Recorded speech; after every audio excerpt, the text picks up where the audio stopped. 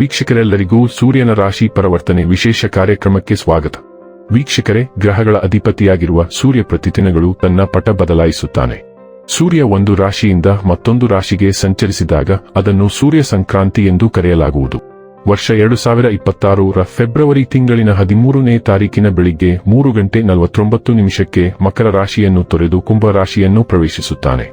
ವರ್ಷ 2026ರ ಮಾರ್ಚ್ ತಿಂಗಳಿನ 14ನೇ ತಾರೀಕಿನವರೆಗೆ ಕುಂಭ ರಾಶಿಯಲ್ಲಿ ಇರಲಿದೆ. ಜ್ಯೋತಿಷ್ಯದಲ್ಲಿ ಸೂರ್ಯನನ್ನು ಸಾಮಾನ್ಯವಾಗಿ ಉನ್ನತ ಅಧಿಕಾರ ಹೊಂದಿರುವ ಡೈನಾಮಿಕ್ ಗ್ರಹ ಎಂದು ಕರೆಯಲಾಗುತ್ತದೆ.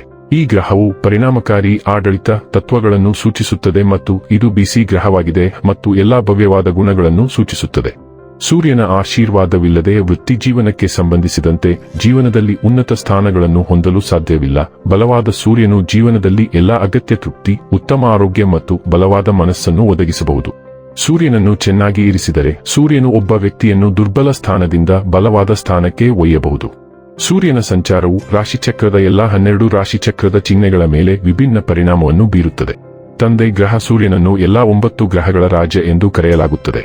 ನಮ್ಮ ಗ್ರಹ ಭೂಮಿಯು ಸೂರ್ಯನ ಸುತ್ತ ಸುತ್ತುತ್ತದೆ ಎಂದು ನಮಗೆಲ್ಲರಿಗೂ ತಿಳಿದಿದೆ ಮತ್ತು ಸೂರ್ಯನು ನಮ್ಮೆಲ್ಲರ ಜೀವನಕ್ಕೆ ಕ್ರಾಂತಿ ಮತ್ತು ಶಕ್ತಿಯನ್ನು ಒದಗಿಸುತ್ತದೆ.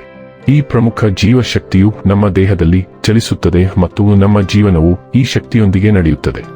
ಈ ಕಾರಣದಿಂದಾಗಿ ನಮ್ಮ ಜೀವನವು ಮುಂದುವರಿಯುತ್ತದೆ ಮತ್ತು ಸೂರ್ಯನನ್ನು ಈ ಇಡೀ ಜಗತ್ತನ್ನು ನೋಡಿಕೊಳ್ಳುವವನು ಎಂದು ಏಕೆ ಪರಿಗಣಿಸಲಾಗುತ್ತದೆ. ಹಾಗಾದರೆ ಬನ್ನಿ, ಇಲ್ಲಿ ಸೂರ್ಯದೇವನ ಕುಂಭ ರಾಶಿಯಲ್ಲಿ ಈ ಗೋಚರ ಇಲ್ಲಿ ಪ್ರತ್ಯೇಕವಾಗಿ ಸಿಂಹ ರಾಶಿಯ ಜಾತಕದ ಪಾಲಿಗೆ ಹೇಗೆ ಸಾಬೀತಾಗಲಿದೆ, ಯಾವೆಲ್ಲ ಫಲಗಳು ಇಲ್ಲಿ ನಿಮಗೆ ಲಭಿಸಲಿವೆ ಮತ್ತು ಯಾವ ವಿಷಯವಾಗಿ ಇಲ್ಲಿ ನೀವು ವಿಶೇಷ ಎಚ್ಚರಿಕೆ ಹೊಂದಿರಬೇಕು ಅನ್ನೋದನ್ನ ನೋಡೋಣ. ಎಂದಿನಂತೆ ನಮ್ಮ ವಿನಂತಿ ಎಂದರೆ, ನೀವಿನ್ನೂ ನಮ್ಮ ಚಾನೆಲ್ ಅನ್ನು ಸಬ್ಸ್ಕ್ರೈಬ್ ಮಾಡಿಲ್ಲವೆಂದರೆ ದಯವಿಟ್ಟು ಈಗಲೇ ನಮ್ಮ ಚಾನೆಲ್ ಅನ್ನು ಸಬ್ಸ್ಕ್ರೈಬ್ ಮಾಡಿ. ಹಾಗೆ ನಿರಂತರ ವಿಡಿಯೋ ಅಪ್ಡೇಟ್ಸ್ಗಳಿಗಾಗಿ ತಪ್ಪದೇ ಪಕ್ಕದ ಬೆಲ್ ಐಕಾನ್ ಬಟನ್ ಕೂಡ ಕ್ಲಿಕ್ ಮಾಡಿ.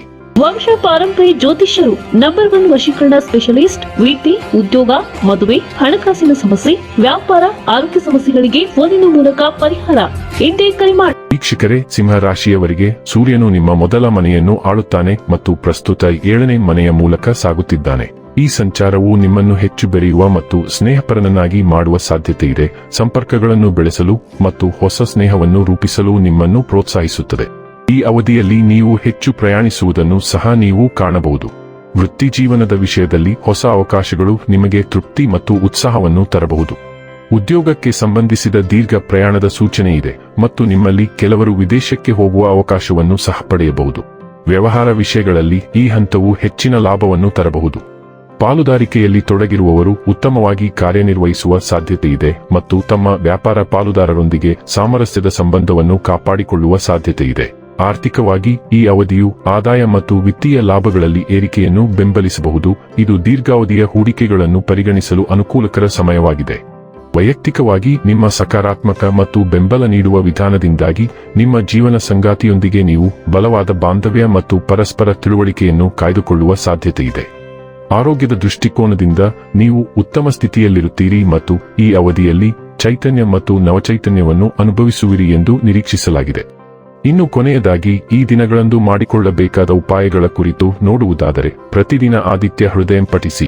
ವೀಕ್ಷಕರೇ, ಇದಾಗಿತ್ತು ಸಿಂಹ ರಾಶಿಯ ಜಾತಕದವರ ಸೂರ್ಯನ ರಾಶಿ ಪರಿವರ್ತನೆಯ ಮಾಹಿತಿ ಇಷ್ಟವಾದರೆ ವಿಡಿಯೋವನ್ನು ಲೈಕ್ ಮತ್ತು ಶೇರ್ ಮಾಡಿ.